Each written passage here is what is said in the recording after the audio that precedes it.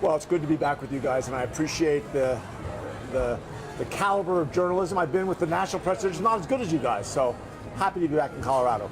Well, sir, a few weeks ago, you said, and it seemed like you were sincere at the time, that you weren't cut out to be a U.S. Senator. So why should Colorado voters believe you now that you think you're cut out to be a U.S. Senator? Well, I have said for a long time that Washington's broken. I've said that Washington's a lousy place for somebody like me that likes to get stuff done.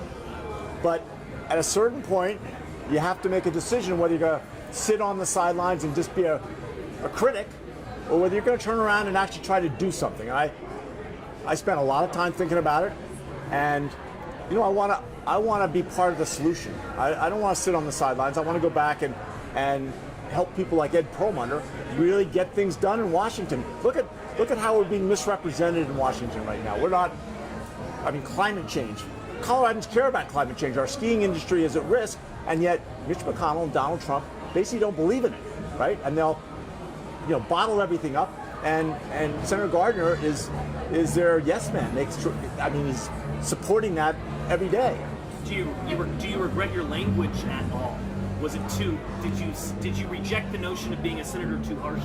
Well, as you guys know, I have never carefully restricted what I say. I said what I felt. I felt that Washington was broken. That Washington was a place where good ideas went to die, and that I wasn't cut out to be in a place where nothing got done, because that's how I define myself. But my absolute commitment is I'm going to go to Washington and not just be someone who sits around.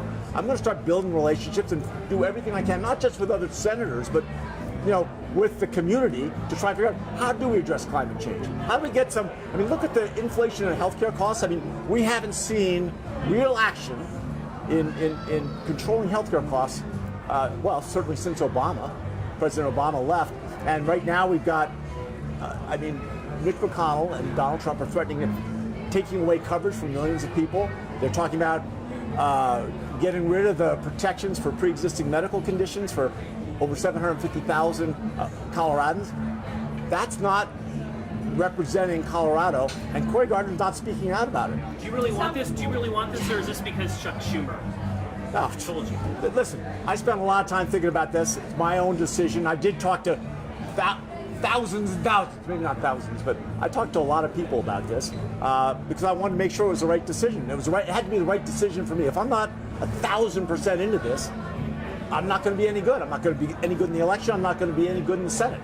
And I am determined to be someone who makes a difference in Washington. Governor, about the other 11 candidates, when you talk about this, did you not think any of them could go to Washington and fight just as well as you could? Yeah, sure. It is a very talented field, and trust me, I get that. And we all bring different experiences, right?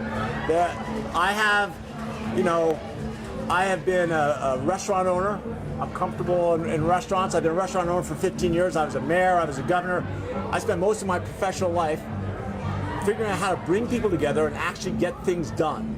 Is that what separates you from the other candidates? Well, we have different experiences. We have different life experiences, and each of us is going to have to go out, and I'm going to do my best to earn the votes of every Coloradan voter. When you talk, you've said for a while, Chuck Schumer talked to you and a lot of other folks trying to court you to get in the race. Was there anything they said that kind of tipped you over to the yes column that stands out? No, kind of following up on that you saw was maybe missing in this current field? There are a number of people I talked to, but it wasn't any one thing. For me, it was really a function of, how do you make a difference, right? And all this time I've been, criticizing, not giving credit to the possibility that Washington can change. And, in the end, again, the voters of Colorado are going to have to make the decision, but I think I can do a better job than Cory Gardner representing the people of Colorado, right? We expanded healthcare coverage. We didn't try and take it away from people. We've addressed climate change, right? We didn't deny it existed. I want to take that choice to the Colorado voters. Governor, do you think that you can make a bigger difference in Probably not, but I think that the bottom line is that the U.S. Senate right now is one of the most important places in the country, and especially if you look at what it means to Colorado. I mean, we are more at risk through climate change as it accelerates. I mean, our ski industry, which is an essential part of what, not just our economy, but of who we are. You go talk to anybody who works in the ski area and tell them they're not worried about the future of their industry. And yet, Cory Gardner's not battling for climate change. He's not out there speaking about it, acts like well, sort of maybe it exists, he'll say, but he's not pushing for any solutions. They refused to act. We acted on climate change. They refused to act on healthcare. We acted on healthcare. I think it's time now that we start looking for some action in Washington. I don't think that's unreasonable to expect. What would you say to people who say, well, I guess he wasn't going to make it as president, so he decided to do this? Again, I thought that Washington was a pretty sorry place for somebody who spent their lives trying to get things done, like I have. But when you take a long look at yourself and where can you be most useful, for me right now, I think I can have a much bigger difference in Washington than I can staying in Colorado. So Andrew Romanoff said today, you talk about how you're different from Cory Gardner. Did you see Andrew's statement? I heard about it. You're the same. You guys are the same. He's anti-Green New Deal, you're anti-Green New Deal. He's anti-Medicare for all, you're anti-Medicare for all. Oh, come on. So Andrew's the one who's separate. He's different. I understand. And a lot of the energy is on that far left. I understand. This is politics. I've been gone for a little while. Don't think that I've forgotten how politics works. I understand it. They've got to make these issues out. I believe that climate change is occurring, right? And that it is an essential existential threat to humanity, right? Donald Trump doesn't think that. Cory Gardner doesn't think that, right? I believe that healthcare is an essential right and not a privilege.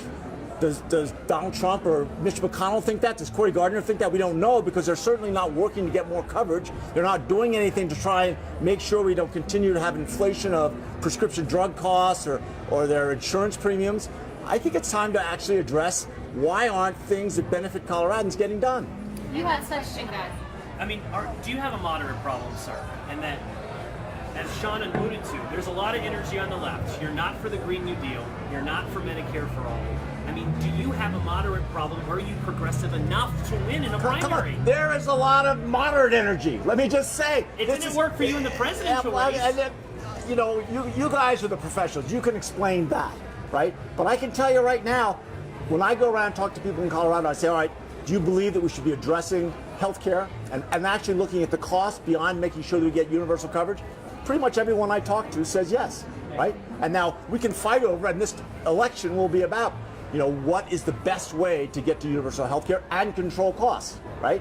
That's going to be the debate. I don't shy away from that. Now, I don't have, I don't have the what would I say?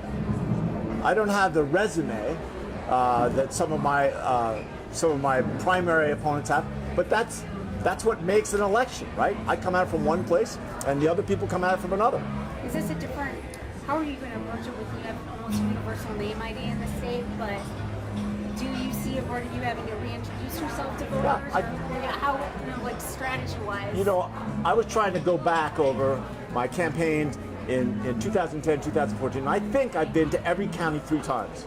Pretty close. I might have missed a couple. I've been to every county twice, I know that. And I'm going to go to every county again, and if I play my cards right, I'm going to go to every county twice, because I want to make the case, right, that somebody who's, both as a small business owner and an entrepreneur, as a mayor and then a governor, I spent my life bringing people together and getting stuff done, and that is what is really so missing in Washington. And maybe Washington, I know it's kind of scary for you guys to think about this, but maybe Washington needs somebody like me. Okay, thanks, guys. Welcome back, sir. Glad to be back. Thank you.